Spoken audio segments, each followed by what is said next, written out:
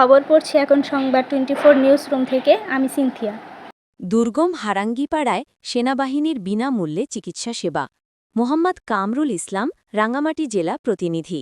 বাংলাদেশ সেনাবাহিনী রাঙ্গামাটি জেলার কাউখালী উপজেলার ঘাগড়া ইউনিয়নের দুর্গম হারাঙ্গিপাড়া উচ্চ বিদ্যালয় মাঠে সোমবার 10 নভেম্বর 2025 স্থানীয় জনগণের জন্য বিনামূল্যে চিকিৎসা সেবা কার্যক্রম পরিচালনা করেছে। দীর্ঘদিন ধরে স্বাস্থ্যসেবার সুবিধাবঞ্চিত এলাকাটিতে সেনাবাহিনীর এই মানবিক উদ্যোগে সীমিত সংখ্যক নারী, শিশু ও প্রবীণসহ স্থানীয় জনগণ চিকিৎসা সেবা গ্রহণ করেন। কাউখালী উপজেলার ৩ নং ইউনিয়নের ঝিরিঝর্ণা, ছড়া, উঁচু নিচু ও খাড়া পাহাড়ি পথ অতিক্রম করে এখানকার জনগণের পক্ষে মৌলিক স্বাস্থ্যসেবা গ্রহণ করা প্রায় অসম্ভব।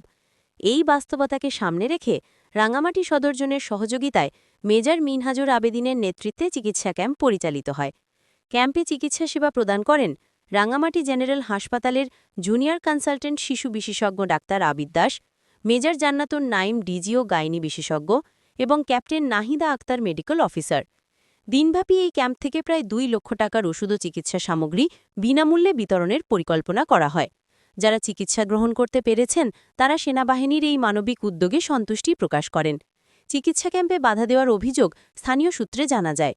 চুক্তিবিরোধী সশস্ত্র সংগঠন ইউপিডিএফ মূল মেডিকেল ক্যাম্প শুরুর আগে থেকেই এলাকায় ভয়ভীতি ও চাপ সৃষ্টি করে।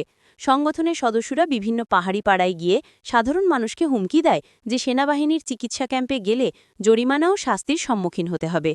এই আতঙ্কের কারণে অনেক অসুস্থ মানুষ চিকিৎসা সেবা নিতে সাহস পাননি।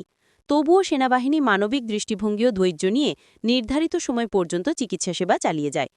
রাঙ্গামাটি রিজিয়নের পক্ষ থেকে জানানো হয়েছে, সেনাবাহিনী সর্বদা পার্বত্য অঞ্চলের জনগণের কল্যাণে নিষ্ঠাবান। শান্তি, নিরাপত্তা ও মানবিক সহায়তার প্রতি সেনাবাহিনীর অঙ্গীকার অটুট।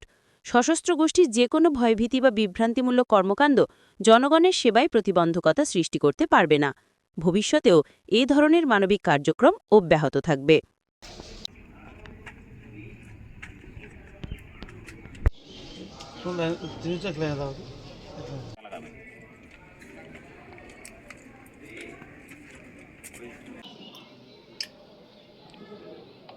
বয়স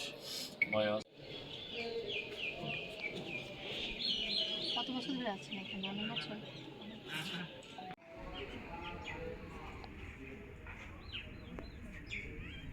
প্রতি রাত্রে একটা করে খাবে 1 মাস। হেক্টারে তো বেশি বেশি হয়ে মোনাস বের করলাম।